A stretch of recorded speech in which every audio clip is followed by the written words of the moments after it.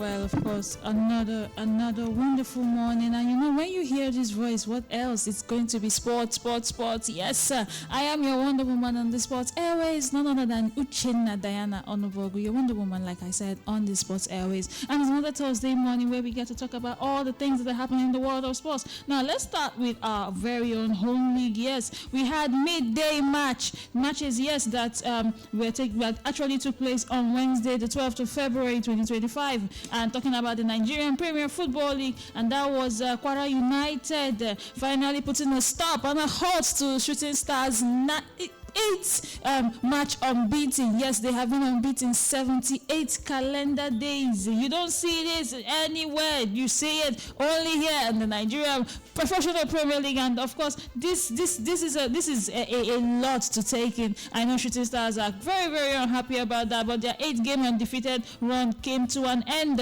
after they lost to Kwara United 2-0 on Wednesday. Yes, that was yesterday, and of course, we still have to talk about Kano Pillars.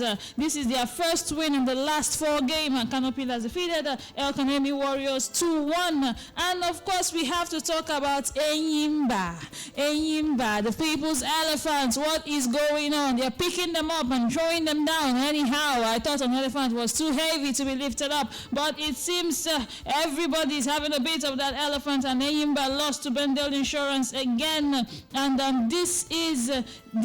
only had 2 wins in 10 matches. Yes, talking about Enyimba losing to Bendel Insurance. Yes, and of course, this is the midday. That was the midday fixtures we had on Wednesday, and this brings the table to a close with 23 matches played so far amongst all the clubs. Yes, 23 matches equal to all, and it is Remo Stars still taking the lead with 48 points. Shooting Stars, despite having a halt their 8-game unbeaten run, and they still come second with 40 points. Rivers United are coming third with 38 points, and then in the last 4 we have Sunshine Stars 24 points, 17th place. Aqua United 23 points, they are 18th on the log. 19th on the log will be Nasarawa United. Yes, finally having a step from that last position, but then they are still in the last 4. And Lobby Stars have occupied the bottom of the league. They are currently having 21 points with a difference of -11.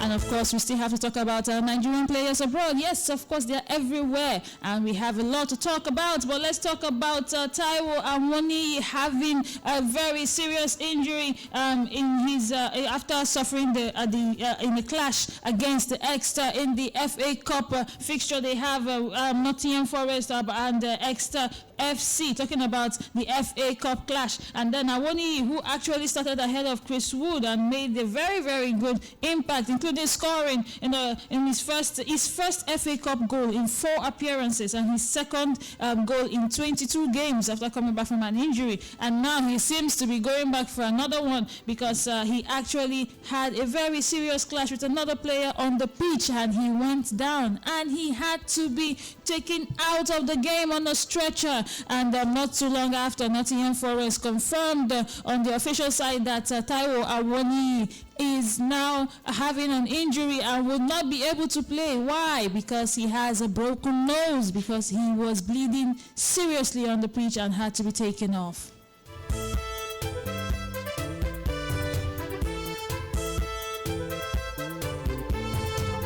Now, despite Awoniyi being bleeding and being taken off the pitch, Nottingham Forest did win the match with a penalty draw 4-2 after playing a 2-2 in the 90th minute, and they eventually went to penalties because, of course, it's the FA Cup. There has to be a winner, and Nottingham Forest eventually won that game 4-2. Now, Awoniyi having this injury, a lot of Nigerians are already talking about it. Pundits are already being involved as well, because we have to face Rwanda in March. And will he be back to feature for the Super Eagles? Now, this is another concern for Eric Chell, knowing that he was just in the UK meeting with Awoniyi and his other colleagues playing in the Premier League in order to know how to revive the Super Eagles team and prepare for the World Cup qualifiers that will be coming up in March.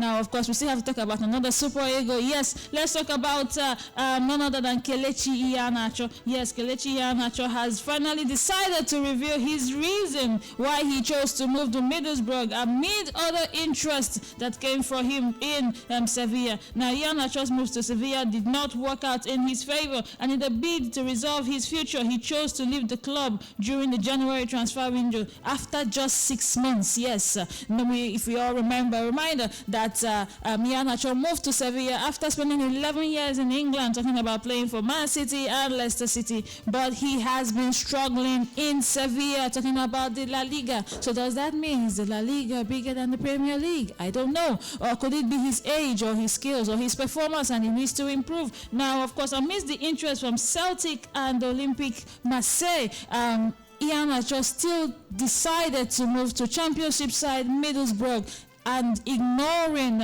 Celtic and Olympique Marseille, even though he could have been playing in the Champions League. And this came as a shock and a surprise to all, because it was not expected. But he says there are good coaches here, and it's a good team. I've played against the club a few times, so I know it's a really good club. I spoke to the manager, and he was a really nice guy. It's a good move away and to experience a different environment. It was clear that the goal is to get to the Premier League, which is good. I can't wait to get started. And of course, we already know I already love my experience here. England feels like home now, and I'm buzzing to get started. I had the experience of the Champions League with Leicester City last season, and it was obviously a good one. I played against Middlesbrough as well, and I didn't manage to score, but I've played in this league, and I know how it is. So this is what he's saying. He is more comfortable in England with a Championship side than to play in the Champions League with any other side in any other country. Well, we're wishing him all the best, knowing that this is a very important Super Eagle for us, and let's see what will happen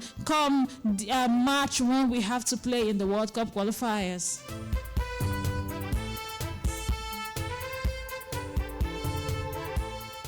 Now, of course, we still have to talk about what happened in the Premier League yesterday. It was a Merseyside derby, and it was Liverpool and Everton digging it out. Now, this was the last Merseyside derby in the Goodison Park, because Everton will be moving to their new stadium eventually from next season. Now, we already know that it was quite a match. It's always going to be a thriller when the Merseyside derby comes on. Any derby actually is always a thriller, but this one, both on and off the pitch, after 90 minutes, there were lots of sparks going on, and it ended 2-2. Yes, eventually it was a draw. They had to split, because if Liverpool had won that match, they would be 9 points ahead in the table. I just know you had to say something talking about Jasmine. Yes, your Liverpool could not beat Everton, but but you are still 7 points ahead on the table. Yes, you're 7 points ahead, and they are leading, and with Arsenal coming second with 50 points. Nottingham Forest, even though Awoni is not there right now, and they still have their own daggers drum to go through. I'm talking about having 47 points, and Chelsea are coming fourth with 43 points. Man City are fifth in the log with 41 points. And then if we talk about the last 10, we just have to include Man United. They are breathing right there in the 13th position with 29 points. And the last three will be Leicester City having 17 points, Ipswich Town having 16 points, and the 19th on the log, and Southampton, who just happened to not be moving anywhere so far this season, have 9 points with a goal difference of minus 36.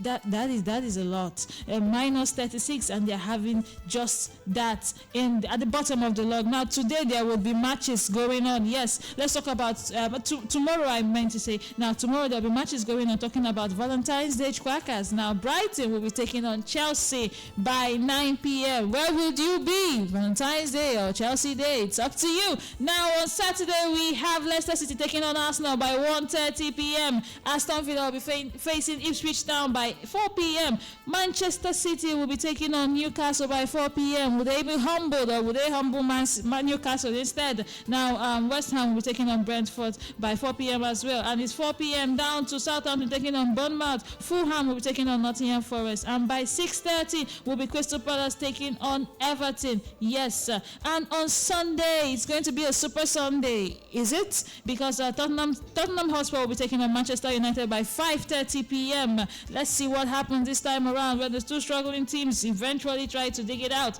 And Liverpool will be taking on Wolverhampton Wanderers by 3 p.m. on Sunday as well.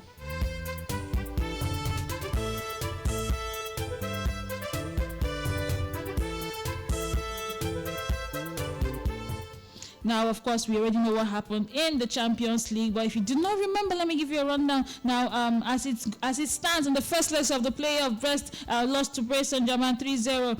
Man City eventually fell to Real Madrid. That match was a lot. And Real Madrid, the royalty of Champions League, eventually came out victorious with a 3-2 win over Man City. Sporting lost to Borussia Dortmund 3-0. Yes, and Juventus actually beat PSV Eindhoven 2-1. And on Wednesday, it was Club Brugge doing the doable. They beat Atlanta 2-1. Feyenoord also beat AC Milan, yes, by a lone goal in just 3 minutes to AC Milan. That was 1-0. Celtic lost to Bayern Munich 2-1, and Monaco lost to Benfica 1-0. And with this, we come to the end of Sports Drive this morning. Join us again tomorrow, and of course the weekend for Extra Time, where we give you all the tidbits and everything happening in the world of sports. I am your host, like I said, your Wonder Woman on the Sports Airways, Uchenna Diana Onubogo. Bye for now.